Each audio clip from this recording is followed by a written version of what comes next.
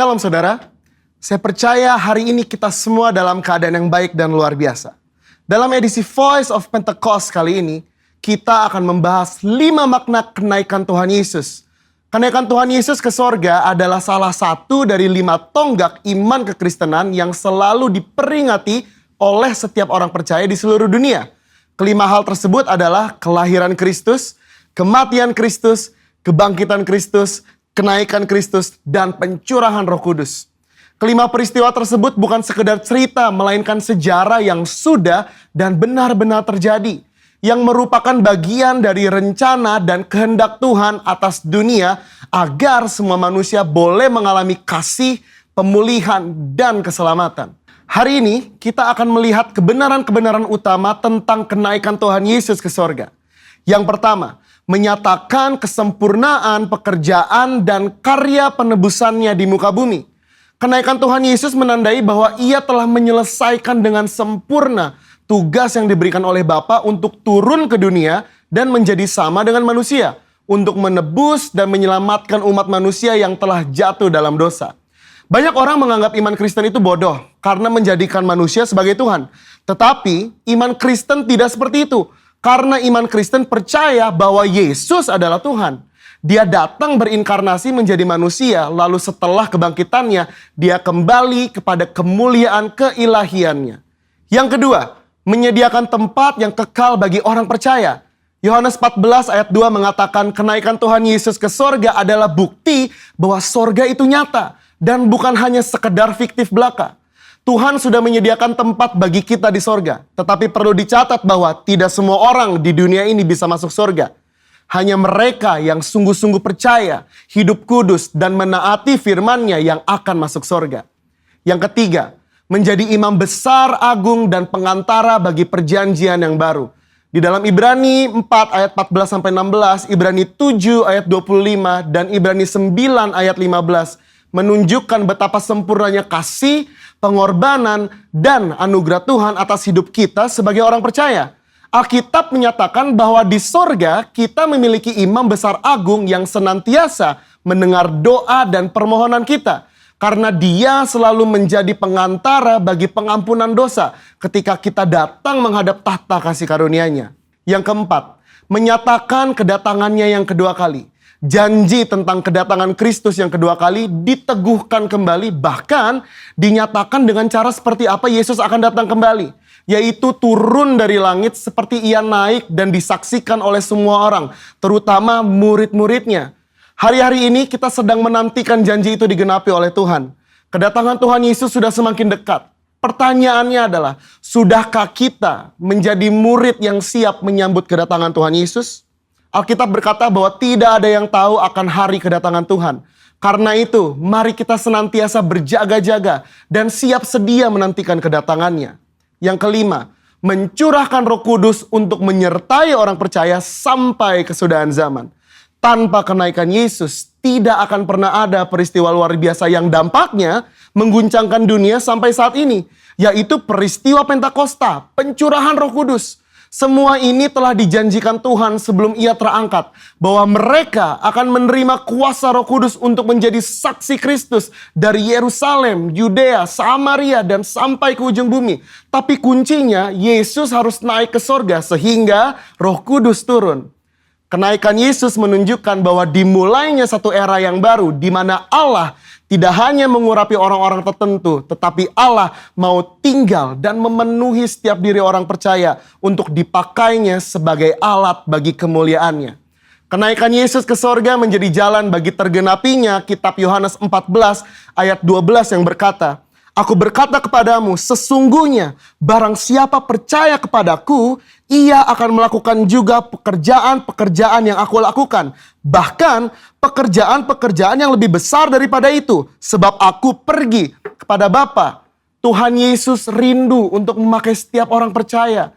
Dia ingin menyatakan kuasa dan kemuliaannya melalui kehidupan kita. Itu sebabnya dia harus naik ke sorga. Sehingga oleh karena karya Roh Kudus yang mengurapi, membaptis, dan memenuhi kita, maka semua rencana dan kehendak Allah itu boleh terlaksana dan tergenapi.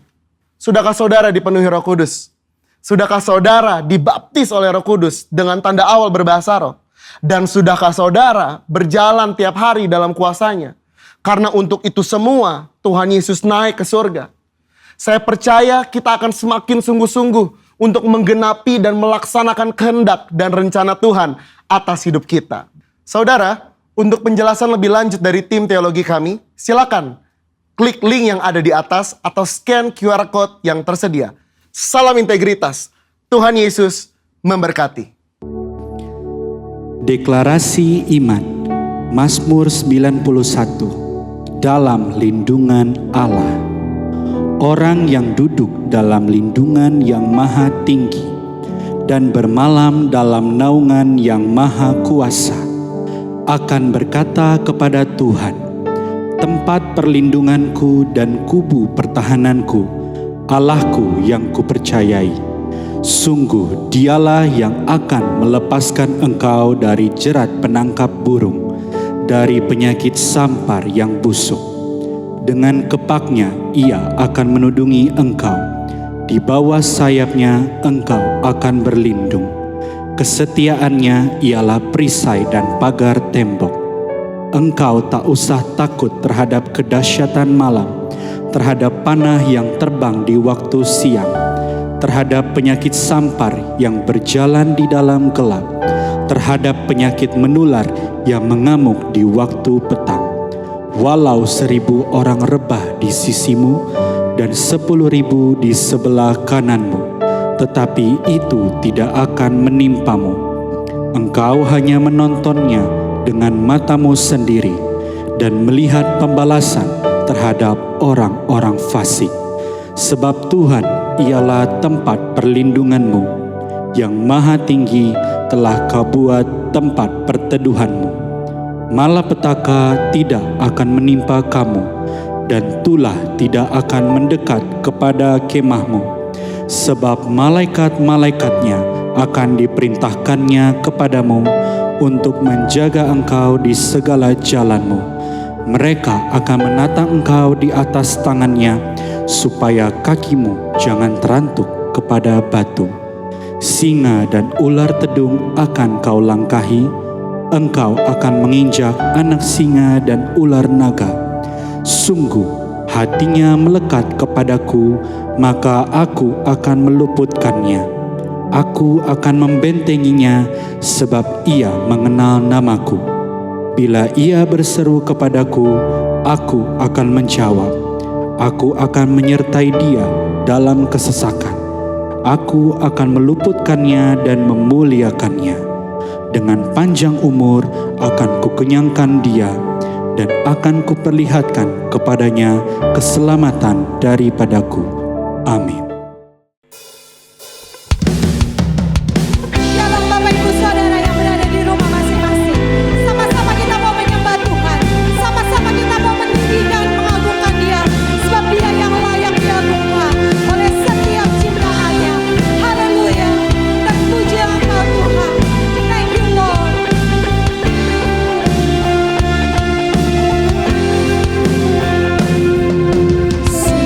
Besar sedih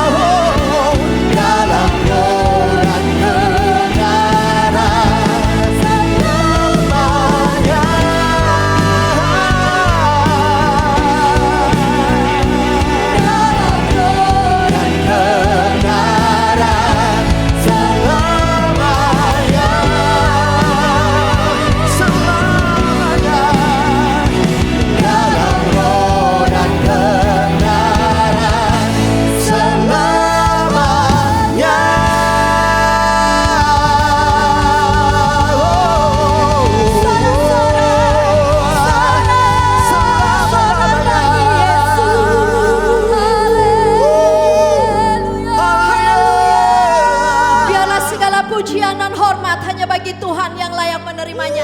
Kami percaya Tuhan, sukacita melimpah Tuhan atas setiap kami.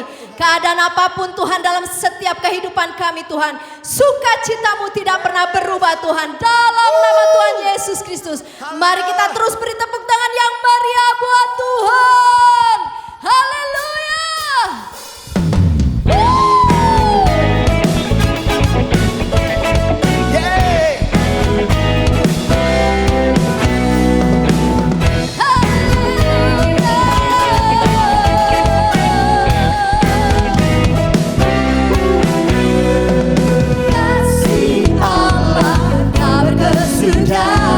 Selalu baru setiap pagi, rahmat-Nya pun tak pernah berakhir seumur hidupku.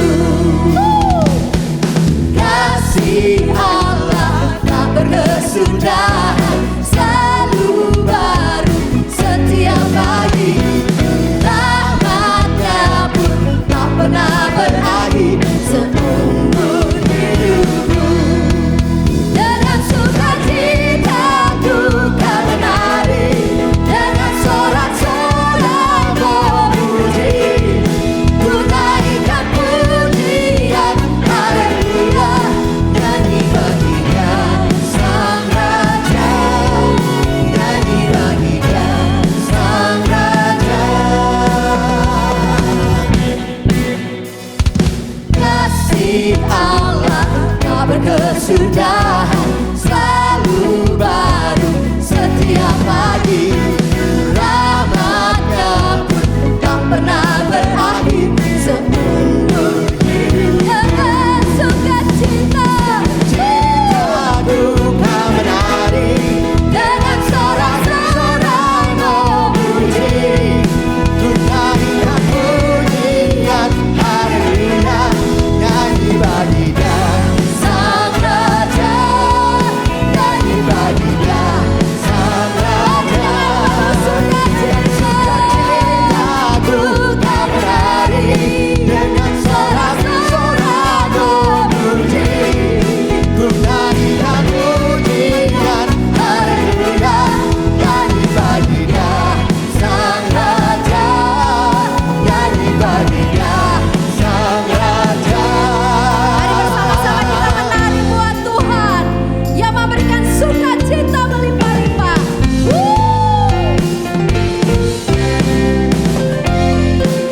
Haleluya.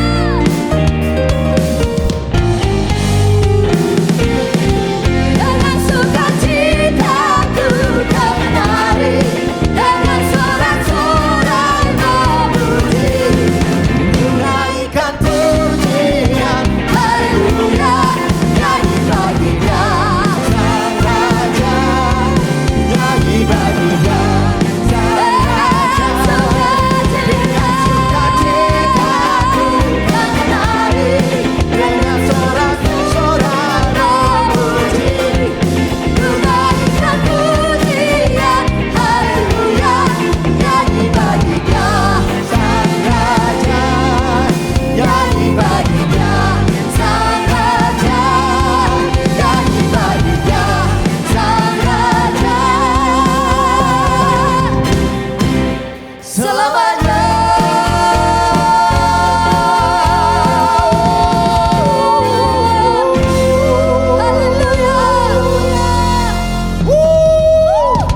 Ada sukacita yang melimpah dan berkat Allah berlimpah dalam hidup kita. Yang setuju berikan tepuk tangan yang paling meriah buat Tuhan Yesus. Yeay! Biar berkat-Mu turun di rumah-rumah ya Tuhan. Haleluya. Come on. Kasih setiamu nyata bagiku. Amin. Hikmat kebajikan tersedia bagiku. Bapa alasanku limpah kasih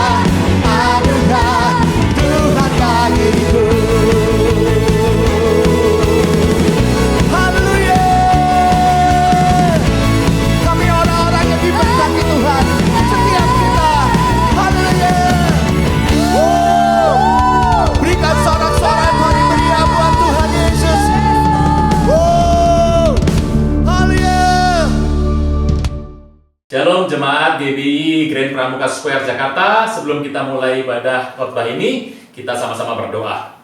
Bapa di sorga, dalam nama Tuhan Yesus, terima kasih buat berkat berlimpah kami boleh alami sampai hari ini. Terima kasih buat waktu demi waktu, saat demi saat, bulan demi bulan, tahun demi tahun, generasi lepas generasi, kebaikan demi kebaikan Kau tunjukkan dalam kehidupan kami. Kami tidak pernah kekurangan apapun yang baik. Roh Kudus cengkeram kami dengan kuat, supaya tidak menyimpang kanan, tidak menyimpang kiri, tapi terus berpegang kepada panggilan yang ilahi. Pujian, hormat, kuasa, kemuliaan bagi nama Tuhan Yesus. Kau perisai hidup kami, Kau pagar tembok sekeliling kami. Tidak pernah ada yang jahat bisa menyentuh hidup kami. Engkau Tuhan, upah kami yang sangat amat besar.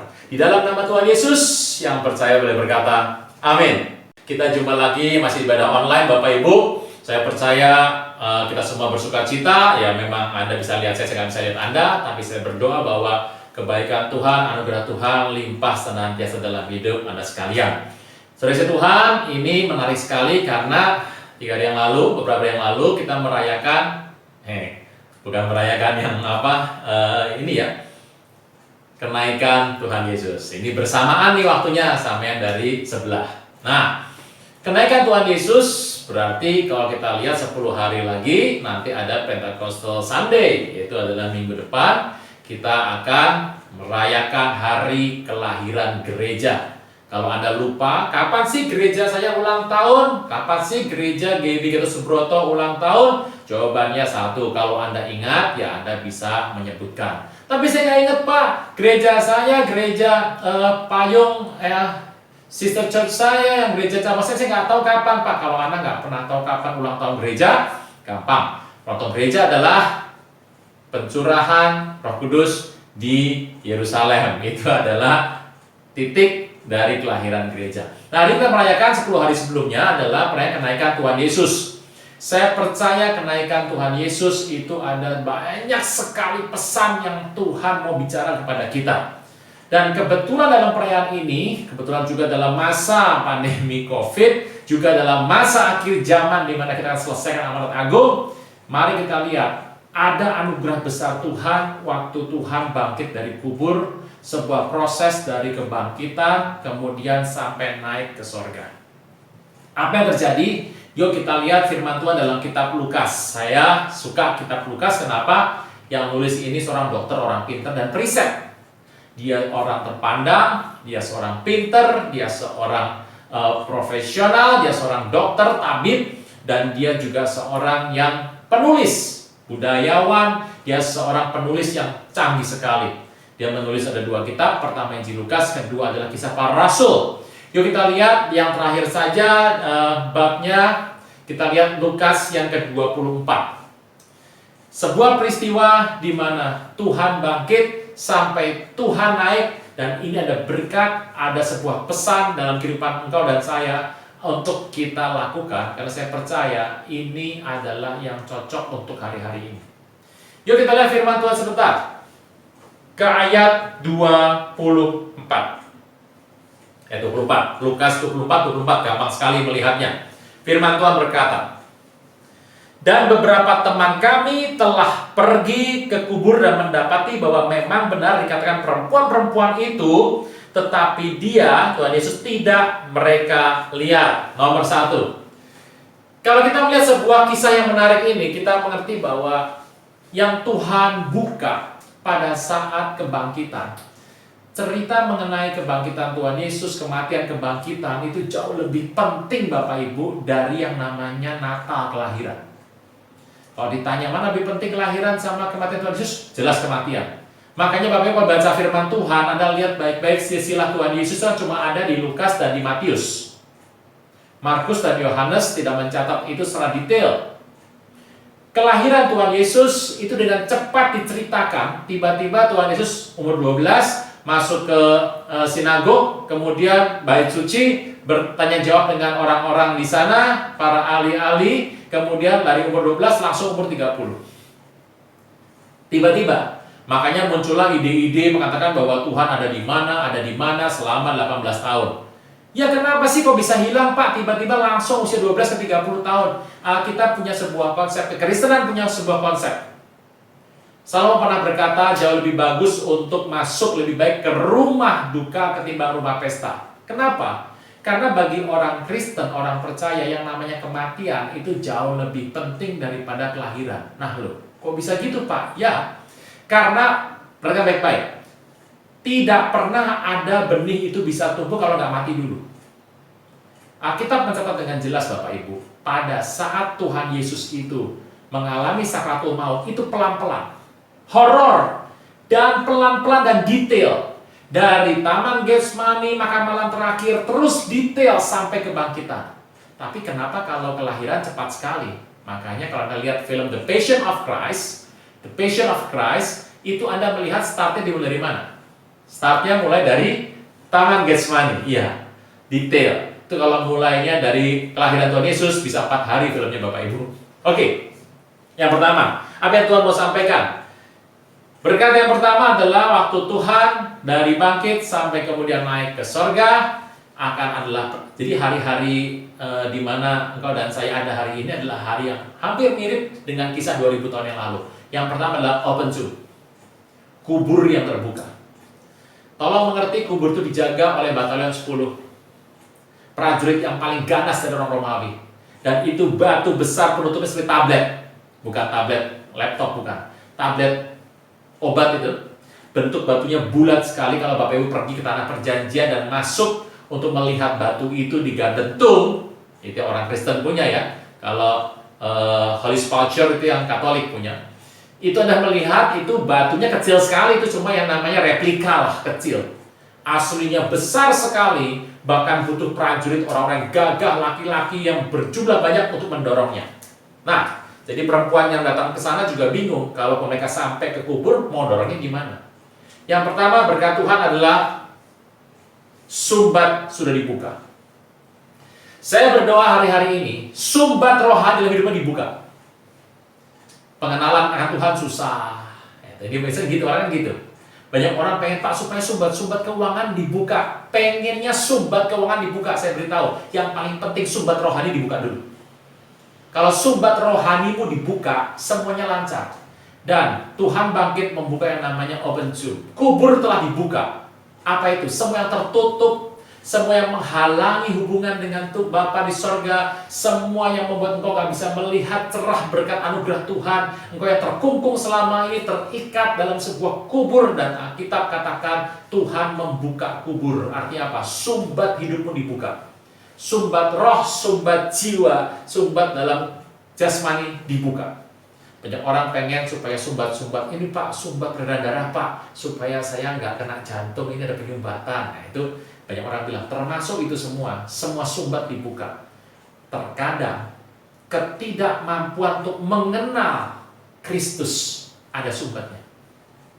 Dan kalau sumbat ini nggak dicabut, saya mau beritahu, sesering apapun sumbat ekonomimu dicabut, sesering apapun sumbat sakit penyakit itu dicabut, kalau sumbat rohani nggak pernah dicabut, engkau tidak akan pernah mengalami yang namanya sepenuh anugerah Tuhan. Nomor 1, sumbat rohani. Banyak orang tuh kalau baca firman bawaannya ngantuk, dengar khotbah aja bisa tidur. Yang lebih repot lagi dengar khotbah begini, tangannya main yang lain gitu.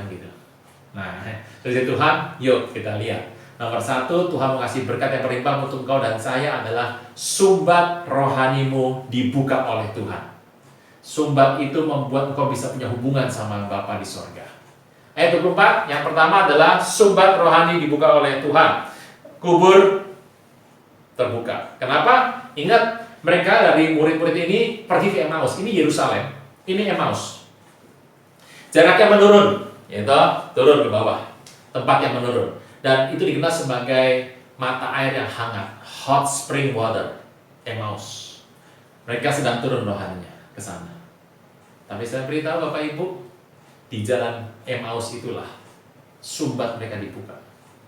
Mereka boleh mengenal, mereka boleh mengerti, sebab kubur telah kosong, penutupnya telah dicabut, maut tidak bisa lagi berkuasa. Hari itu Tuhan Yesus sudah dalam kubur lagi, sudah tidak ada lagi. Puji nama Tuhan. Yang nomor 2, yuk kita lihat ayat 31. Ayat 30 dulu. Waktu Yesus duduk bersama dengan mereka, Tuhan mengambil roti, mengucap berkat, pecah-pecahkannya, dan berikan kepada mereka. Ayat 31. Ketika itu terbukalah mata mereka, dan mereka pun mengenal Dia. Tetapi tiba-tiba Tuhan lenyap dari tengah-tengah mereka. Yang pertama adalah open to. Yang kedua adalah open eyes. Open eyes. Orang tuh kadang-kadang untuk ngerti rencana Tuhan, itu perlu dibuka matanya. Kalau mata masih tertutup, ditaruh depan muka saja, nggak bisa ketahuan. Nomor dua adalah berkat yang indah. Tuhan sedang membuka mata kehidupanmu dan hidup saya. Untuk mengerti rencana Tuhan. Untuk mengerti kemana Tuhan mau tuntun kita. Dengan cara apa? Nah, kita berkata. Yaitu adalah dibukanya matanya waktu mereka sedang perjamuan kudus. Mengucap berkat. Apa Tuhan pernah bilang pada malam perjamuan? Lakukan ini sebagai peringatan akan aku. Apa ciri orang yang matanya sudah dibuka oleh Tuhan? Makanya Bapak Ibu, pakai baik-baik. Kalau kita dalam kehidupan ini, bagaimana bedakannya? Mata tertutup sama terbuka. Bukan mata tutup, mata seperti ini, bukan. Ini jasmani. Mata rohani yang tertutup sampai terbuka, bagaimana bedanya? Ayat ke-32. Kata mereka, seorang kepada yang lain, bukankah hati kita berkobar-kobar ketika Ia berbicara dengan kita di tengah jalan, ketika Ia menerangkan kitab suci kepada kita? Ciri orang yang berdebar-debar, berkobar-kobar. Nah, ini. Waktu mereka tertutup, tapi mereka berkobar-kobar waktu mendengar kitab suci. Nah, orang seperti ini sebentar lagi matanya terbuka. Saudara Tuhan, waktu Tuhan terangkan kitab suci dan berbicara kepada mereka, apa sih artinya? Firman. Pertanyaannya, waktu engkau dengar firman Tuhan, berkobar enggak? Berdebar apa tidak? Banyak orang mendengar firman Tuhan, ya gini. Kalau Anda mendengar, ya saya tahu, ini benar, tapi saya salah. Kadang-kadang kita dengar pulang lemah lagi, itu beda loh sama begini. Anda dengar firman, cuek aja, itu beda. Saya pernah lihat di gereja, ini pengalaman pribadi. Saya khotbah firman lagi dibagikan, ada yang tidur. Ya mungkin kecapean, jaga malam. Ada yang lagi dengar firman Tuhan, khotbah, gunting kuku. Ada itu. Krik, krik, krik, krik. Itu selama ibadah berisik sekali. Ada. Ada yang begitu. Saya pernah lihat ada yang lagi khotbah main game. Wah, ini luar biasa ini. Mungkin karena sudah terlalu bosan dalam hidupnya. Mungkin saya juga harus mengkoreksi diri. Jangan-jangan khotbah saya membosankan sekali Bapak Ibu. Jadi orang sudah sampai gunting kuku Bapak Ibu. Lama-lama saya khotbah, dia lagi bangun rumah lah Bapak Ibu. Jadi inilah kadang-kadang. Open to, kubur telah dibuka. Yang kedua, open eyes, mata dibuka. Kubur dibuka, mata dibuka. Orang yang terbuka matanya, hatinya akan berkobar-kobar untuk mendengarkan firman Tuhan. Karena saya tahu firman Tuhan orang yang sampaikan itu akan mengobarkan rohani kita. Teruskan firman Tuhan. Ayat ke-45, cepat sekali dari ayat 32 langsung ya ke 45. Saya berdoa Bapak Ibu baca ya, Lukas 24 itu ada cerita penampakan diri Tuhan Yesus kepada dua murid yang sedang pergi ke Emmaus dan menghasilkan sebuah anugerah yang besar untuk mereka. Ayat 45, firman Tuhan berkata dengan jelas, lalu Tuhan membuka pikiran mereka sehingga mereka mengerti kitab suci. Banyak orang baca firman nggak ngerti. Ada orang baca firman seperti buku terbuka. Ada yang baca firman sudah cari konkordasinya, sudah cari yang namanya ensiklopedinya, sudah cari terjemahannya, pakai bahasa Ibrani, bahasa Yunani, pakai semua bahasa, nggak paham juga. Pernah ngalami Bapak Ibu? Saya mau beritahu. Semuanya adalah sola gratia, anugerah. Apa yang terjadi? Kalau Tuhan nggak buka yang namanya pikiran kita, maka kita nggak bisa paham rencana Tuhan. Makanya bersukacitalah kalau engkau melihat sebuah situasi, tiba-tiba engkau berkata, aduh, ya aku ngerti. Engkau melihat sebuah peristiwa, kejadian, baik kejadian yang enak nggak enak, engkau ngelihat di sana dan tiba-tiba engkau berkata, aku paham. Ting, aha, pernah ngalami ya? Kalau engkau ngalami itu, saya mau beritahu, anugerah besar. Kenapa? Pikiranmu dibuka oleh Tuhan. Banyak orang sudah dikasih tahu, kadang-kadang disindir nggak berasa, gitu. Diserempet nggak berasa, ditabrak nggak berasa, hebat nih, ditabrak nggak berasa, gitu. Nah, Alkitab berkata Tuhan membuka pikiran. Membuka pikiran ini Bapak Ibu, anugerah Tuhan. Dan saya berdoa, engkau dan saya paham bagaimana waktu kubur telah dibuka. Artinya maut gak berkuasa lagi. Memang kita pergi ke rumah Bapa di sorga, itu tidak menggunakan yang namanya darah dan daging. Kita berkata bahwa darah dan daging tidak mendapat bagian dalam kerajaan Allah. Oleh karena itu, kita harus tinggalkan. Baik waktu kita dipanggil meninggal sebelum pengangkatan, atau kita ikut dalam pengangkatan, tubuh jasmani kita tetap harus ditinggal semuanya. Kita berkata, kubur telah kosong, kubur telah terbuka. Itu artinya hubunganmu sama Bapa sudah lancar. Yang kedua, matamu harus dibuka. Kenapa mata harus dibuka? Untuk bisa melihat perbuatan-perbuatan Tuhan. Kadang-kadang kita nggak ngerti perbuatan Tuhan. Di depan mata kita masih nggak ngeliat. Yang ketiga, kita harus ngerti bagaimana pola rencana Tuhan, bagaimana pikiran Tuhan, bagaimana kehendak Tuhan dalam kehidupan kita. Saya berdoa, mungkin Anda sudah mendengar berkali-kali soal amanat agung. Tapi saya percaya bahwa kita sering dengar, kita nggak tahu mau buat apa. Berdoa sama Tuhan. Banyak berdoa sama Tuhan. Tuhan, buka pikiranku, buka mataku. Bapak Ibu, kalau engkau dibuka pikiranmu, engkau tiba-tiba mengerti bagaimana cara teknik untuk engkau bergerak dalam sebuah rencana Tuhan. Seringkali kita punya ide, punya visi, kan banyak ya, terima ide, terima visi, tapi nggak terima yang namanya langkah-langkah tahapannya. Berantakan Bapak Ibu. Kadang-kadang orang punya ide banyak, perancangan bagus, tapi nggak punya yang namanya step langkah, itu merusak semua rencana.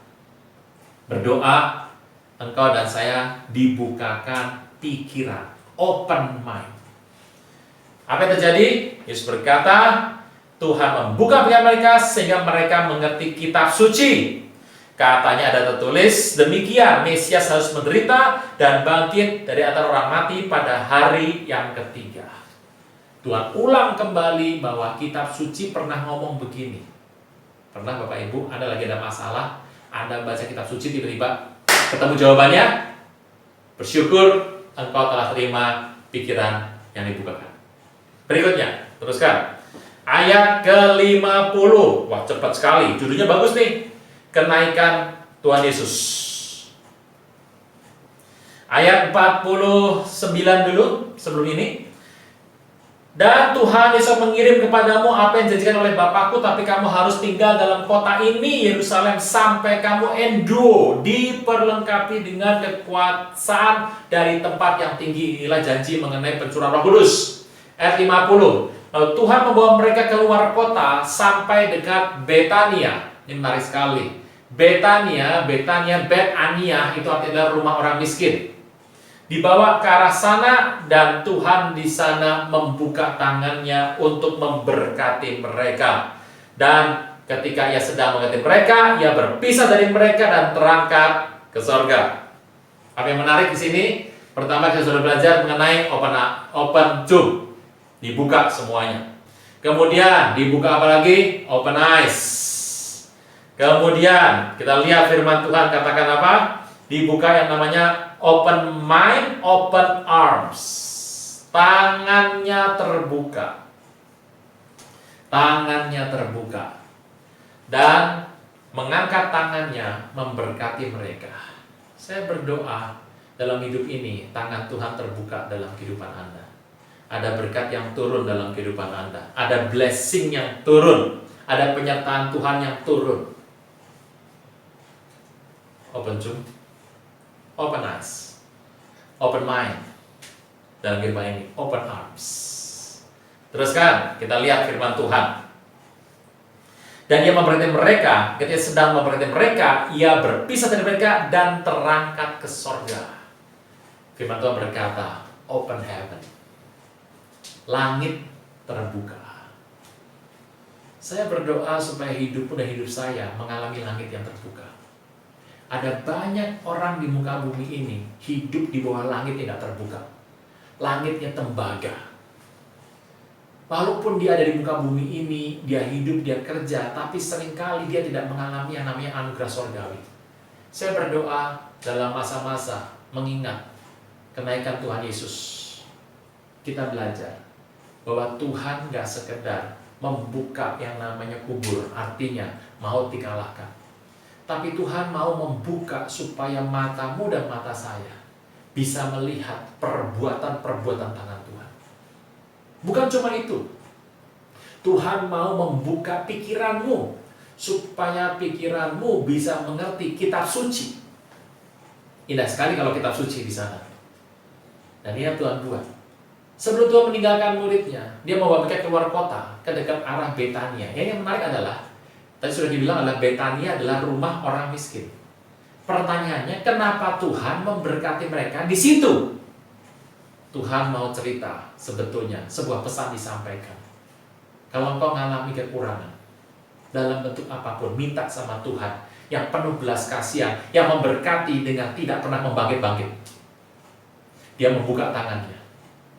Maka kita berkata, dia mengangkat tangannya dan memberkati mereka. Apa dia? Open arms, terbuka tangannya. Hari ini, kalau Anda merasa sudah mulai jauh daripada Tuhan, mulai undur daripada Tuhan, memang tidak mudah menjaga hati yang menyala-nyala di tengah masa begini, Bapak Ibu, apalagi di rumah santai, nontonnya online, kan begitu online kan kayak gini. Kalau senang terus, kalau nggak senang skip. Gitu. Lebih kacau lagi, matikan, pindah nonton yang lain. Jangan-jangan bisa nonton TikTok, nggak bisa aja. Bapak Ibu, apa artinya? Kalau engkau mengalami kekurangan hari ini, engkau merasa mengalami kekurangan dalam hati yang menyala-nyala, minta sama Tuhan. Kalau engkau merasa kekurangan dalam hal untuk terus tenaga, daya untuk ikut Tuhan, daya, dana, doa, engkau kurang, Tuhan aku pengen api doa, minta sama Tuhan. Kalau engkau berkata, Tuhan aku kurang dana, minta sama Tuhan. Kenapa? Tuhan memberkati dengan limpah. Tangannya terbuka, menunggulah. Tak tersembunyi kuasa Tuhan. Angkat lagu itu ya. Tak tersembunyi kuasa Allah. Kalau yang lain ditolong, saya juga tangannya terbuka. Saya berdoa biarlah Tuhan membuka tangan. Apa artinya? Menerima, welcome. Engkau dan saya ngalami apa hari ini? Datang sama Tuhan. Ini saatnya. Datang sama Tuhan. Saya sudah datang sama Tuhan, tapi saya ini seperti itu gak jawab saya. Banyak orang bukan datang, minta sama Tuhan. Pertama datang dulu sama Tuhan. Ini kalau doa ucapkan, Tuhan aku datang kepadamu sebagai satu-satunya sumber dalam kehidupanku. Dari seluruh yang ada dan berasal, engkaulah sumber kehidupan. Nah, ngomong sama Tuhan. Kenapa? Tangannya memberkati engkau dan saya. Yang menarik setelah itu adalah langit yang terbuka. Banyak orang dalam kehidupan ini lupa kalau urusan hubungan dengan langit harus open heaven. Tidak ada langit tembaga di atasnya. Kenapa? Karena dia berpegang teguh pada firman Tuhan. Banyak orang mengatakan, ya orang itu mengalami banyak masalah. Alkitab selalu cerita di kitab PL terutama bahwa masalah-masalah yang terjadi itu karena hubungan yang buruk dengan Tuhan. PB bercerita, kenapa masalah banyak terjadi kalau kita tidak melakukan apa yang Tuhan perintahkan. Mirip-mirip ya, tapi ada beda. PL itu bicara bahwa kenapa ada orang bermasalah, orang Israel kenapa bermasalah sih hidupnya? Orang Israel bermasalah kenapa sih? Ya karena mereka dalam kehidupan ini tidak melakukan seperti yang melanggar apa yang Tuhan perintahkan. Dia langgar semuanya. Karena melanggar, ya berantakan. Hubungannya nggak ada sama Tuhan. Kalau PB apa? Tuhan sudah perintahkan. Waktu engkau ikut ke sana, engkau akan disertai Tuhan. Ngalami goncangan nggak? Ngalami juga, tapi Tuhan sertai. Sesuai Tuhan, ini yang menarik. Dalam kehidupan kita harus hidup di bawah langit yang terbuka. Dan saya berdoa hari ini, langit di atas semua terbuka. Dalam masa perayaan kenaikan Tuhan, pada waktu kenaikan Tuhan, ada malaikat yang kemudian berkata kepada orang di sana, hai orang-orang Galilea, mengapa engkau memandang ke atas dan takjub dan bingung? Yesus yang sama ini, the same Jesus, yang engkau lihat naik ke atas akan turun dengan cara yang sama. Akan datang kedua kali. Janji Tuhan, open heaven. Seorang percaya engkau dan saya adalah orang yang hidup di bawah langit terbuka. Yang terakhir, yuk kita lihat ayat berikutnya. Ayat 52. Mereka sujud menyembah kepadanya dan mereka pulang ke Yerusalem dengan sangat bersuka cita. Mereka senantiasa berada dalam bait Allah dan memuliakan Allah. Apa artinya? Mereka menjadi orang percaya yang sehat, yang rajin beribadah. Kenapa? Karena hidup mereka sudah mengalami open heart. Open heart, hati yang terbuka. Sukacita, nggak mengkerut, sukacita. Apa kalau bersukacita hari ini? Ciri kekristenan yang paling gampang dilihat adalah bersukacita. Hidup itu harus happy, Bapak Ibu. Saya ulang ya, ini dengar baik-baik. Hidup itu harus happy. Bukan happy pergi ke night club, bukan loh. Happy artinya bersukacita. Kekristenan yang sehat yang bersukacita. Bapak Ibu jangan pikir, saya mengalami masalah Pak, saya ini lagi dirundung masalah. Saya ngerti. Tapi kalau Kristen itu adalah orang yang bersukacita. Kalaupun ada masalah, dia mungkin mengalami kesedihan, tapi tidak berlarut.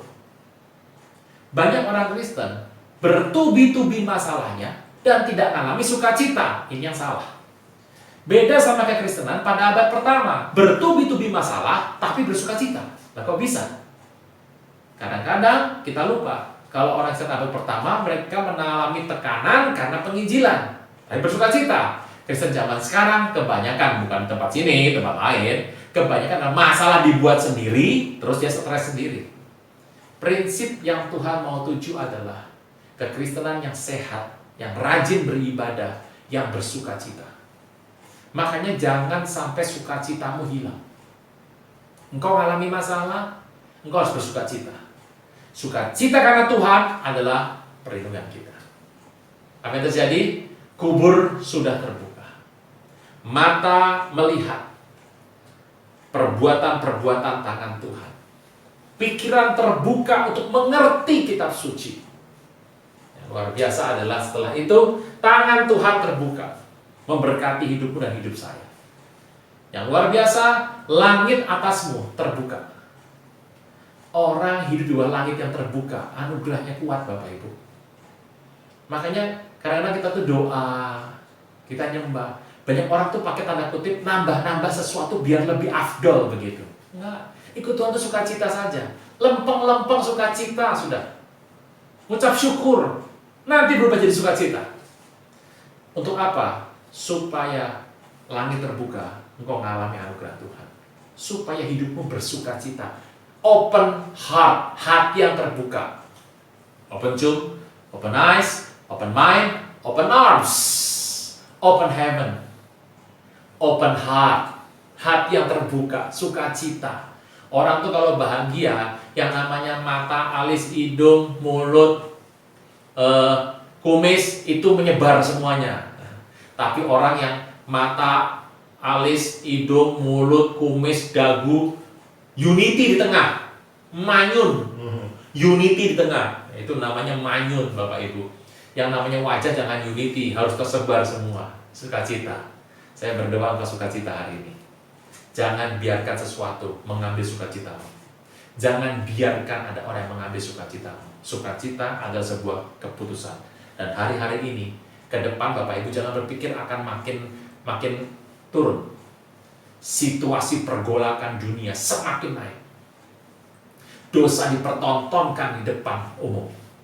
Dan kekristenan terus akan mengalami tekanan. Baik roh, jiwa, tubuh. Semua yang terjadi mulai menekan. Saya mau beritahu, kekuatan kita adalah bersukacita. Dan kalau kita sudah mengalami sukacita, baca baik-baik, akan memuliakan Allah. Apa itu? Open mouth. Mulutmu terbuka untuk kabarkan berita baik. Bapak Ibu, ada sebuah pesan. Kalau engkau tidak menginjil dan tidak memuridkan, engkau pengangguran loh. Kalau engkau nggak nginjil, nggak pemuritan, engkau pengangguran. Tugas orang Kristen itu adalah amanat agung. Amanat agung itu adalah penginjilan, pemuritan, ada baptis di sana. Baru Tuhan sertai sampai akhir zaman. Kalau kita nggak buat itu, namanya pengangguran. Tapi saya pelayanan kok Pak di gereja, saya pelayanan online Pak, offline, nggak ada masalah Bapak Ibu. Yang namanya pengangguran is pengangguran. Itu namanya pengangguran sibuk. Kita harus penginjilan dan pemuritan. Penginjilan bisa terjadi, engkau bisa ngucap open mouth kalau engkau sudah mengalami open yang lain. Saya berdoa, maut tidak berkuasa dalam hidupmu, dalam arti engkau tidak akan binasa selama-lamanya. Engkau akan hidup kekal karena engkau punya darah Yesus dalam kehidupanmu. Open tune, open eyes, open mind, open arms, memberkati banyak orang. Kalau ada orang diberkati Bapak Ibu, doakan, tumpangkan tangan harus terbuka untuk memberkati. Open heaven di atasmu, hati yang bersukacita, open heart, dan open mouth, buka mulutmu untuk sampaikan keselamatan hanya melewati Tuhan Yesus. Kita berdoa. Bapa di sorga, berkati berlimpah-limpah umat-Mu, ajar kami untuk terus mengerti firman-Mu, untuk kami boleh berjalan dengan hati-hati seperti yang Engkau perintahkan. Berkati berlimpah-limpah umat-Mu di GBI Gereja Pramuka Square, gembala, pengerja, jemaat, semua yang mendengarkan ibadah ini, ikut ibadah ini atau tayangan tundanya, Tuhan berkati berlimpah-limpah, supaya semua open yang tadi yang kami sudah dengar akan terjadi dalam kehidupan hamba-hamba-Mu di tempat ini. Terima kasih Tuhan Yesus, ajar kami terus menyala-nyala. Kami akan merayakan Pentecostal Sunday. Kami terus percaya kami adalah pembawa pesan sebuah pencurahan besar di akhir zaman yang sedang terjadi, akan terjadi lebih besar lagi, yang akan mengakhiri ini semua sampai Tuhan akan datang menjemput kami. Di dalam nama Tuhan Yesus yang percaya boleh berkata, amin. Shalom. Mari kita perkatakan Pentakosta ketiga. 1. Pentakosta ketiga adalah pencurahan Roh Kudus yang dahsyat di zaman ini, melebihi yang terjadi di Azusa Street. 2. Pentakosta ketiga akan mengakibatkan penuaian jiwa yang terbesar dan yang terakhir sebelum Tuhan Yesus datang kembali. 3. Pentakosta ketiga akan membangkitkan di generasi Yeremia, yaitu anak-anak muda yang dipenuhi Roh Kudus, cinta mati-matian kepada Tuhan Yesus, tidak kompromi terhadap dosa, dan akan bergerak untuk memenangkan jiwa. 4. Pentakosta ketiga lahir di Indonesia dan bergerak ke bangsa-bangsa.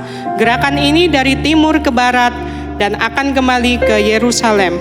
5. Pentakosta ketiga akan memberikan kuasa untuk menyelesaikan amanat agung, dan setelah itu Tuhan Yesus datang kembali.